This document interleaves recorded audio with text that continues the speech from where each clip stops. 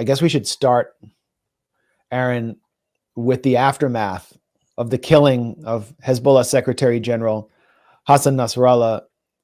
Since during our last stream, that killing almost took place during the stream. We were kind of getting it live, and we were not sure who those massive 2,000-pound bombs, something like over 80 bombs, hit the Dahia district in southern Beirut. We weren't sure who they targeted. And then towards the end, we weren't sure if Nasrallah had lived or not. It was, I thought, highly unusual and unwise to gather in a known bunker with so many top officials in Beirut. Israel scored another major tactical victory, also eliminating a commander of Iran's Quds force. But it doesn't mean that they have won a strategic victory. And why did they kill Hassan Nasrallah? Why was this? Why was it authorized by Netanyahu on New York soil from his hotel room on U.S. soil with an apparent green light from the U.S.? It looks like, Aaron, that it was done in order to prevent a U.S.-French authorized temporary ceasefire. Yeah, this came out afterwards. The foreign minister of Lebanon said that prior to his murder, Nasrallah had agreed to a 21-day ceasefire. Not a full ceasefire, because Nasrallah from the start had basically linked Lebanon and its border with Israel to the Gaza front and said that we're going to intervene to stop the genocide. And he didn't give that up, but he had agreed, according to the Lebanese foreign minister, to a 21-day ceasefire. He spoke about it to Christian Amanpour of CNN. So here's Christian Amanpour with the, Lebanese foreign minister? Yeah. And Amanpour has finally found a war she doesn't approve of, which is interesting. Are you saying Hassan Nasrallah had agreed to a ceasefire just moments before he was assassinated? He agreed. Yes. We agreed completely. Lebanon agreed to ceasefire, but consulting with the Hezbollah, the speaker, Mr. Berry, consulted with Hezbollah, and we informed the Americans and the French that what happened. So, and they told us that Mr. Netanyahu also agreed on the statement that was issued by both presidents. So we're seeing a pattern here, aren't we?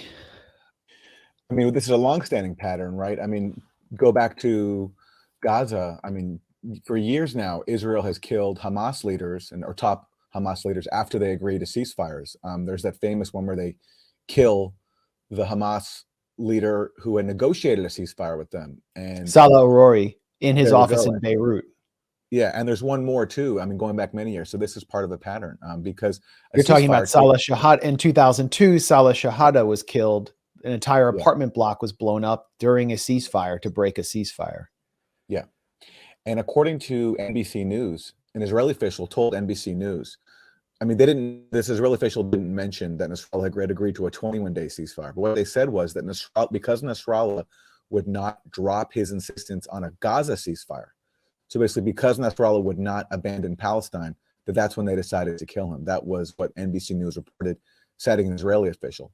So, of course, we get told this after the fact that Nasrallah agreed to a 21-day ceasefire, but wouldn't abandon his demand for a full ceasefire in Gaza. So therefore, that's why he was murdered, because the goal here, from Israel's point of view, is not for quiet on the Lebanon front, although they want that. The ultimate goal here is to be able to continue their mass murder unimpeded and to destroy anybody who dares to be in solidarity with Palestine, to stand up to their aggression. That's why Nasrallah had to go. And this has been the obsession for years now. I mean, go back to what Condoleezza Rice said in 2006 when Israel invaded Lebanon. She said, these are the birth pangs of the new Middle East.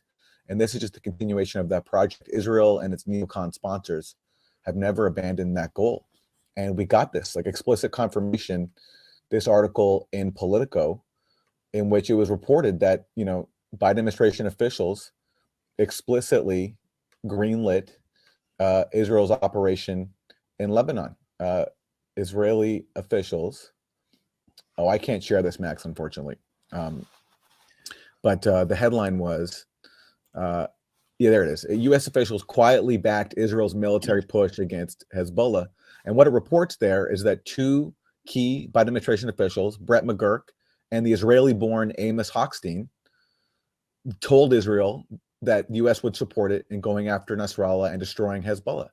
So what that means is not just assassinating Nasrallah, but now, carpet bombing areas of Lebanon, including just south of Beirut, which Israel is doing, going after Hezbollah's social services, its media offices. They explicitly authorized it, and the article explains, because they see an opportunity here for a new Middle East, exactly as Condoleezza Rice outlined, nearly 20 years ago. And what they mean by that is a new Middle East where nobody resists U.S.-Israeli aggression and hegemony. Yeah, the new Middle East is the Abraham Accords, and that means that the Shia crescent is destroyed, that Iran is encircled by a Gulf-backed U.S.-Israeli hegemon. Brett McGurk is a channel for the Saudis and basically joined at the hip with MBS and the Biden administration. Everything he does is greenlit by the Saudis, influenced by the Saudis. We know this from public reports citing that on background officials in the Biden administration. I know it from people who were at the State Department, who were on email chains with McGurk. Then you have Amos Hochstein, as you said, Israeli-born negotiator with Lebanon. Israelis aren't allowed in Lebanon. He's like the only Israeli openly allowed into Lebanon. And he comes and talks to Nabi Berri and other legislators who then talk to Hezbollah. He won't even talk to them directly. This is a guy who, and they keep scrubbing this from his Wikipedia page, served in the Israeli army, was an Israeli army tank pilot. And this is the guy who's supposed to be the negotiator. And now we see that he's green lighting the escalation of Israel's assault on Lebanon. Hassan Nasrallah has always been a completely rational actor who has issued clear guidelines for standing down, which Israel refuses. One would be withdrawing from the occupied Sheba farms, which Israel held on to after its 2000 withdrawal from its occupation of Lebanon, which Hezbollah forced. Another one is ending Israeli overflights, flying attack jets over Beirut, creating sonic booms and intimidating the population.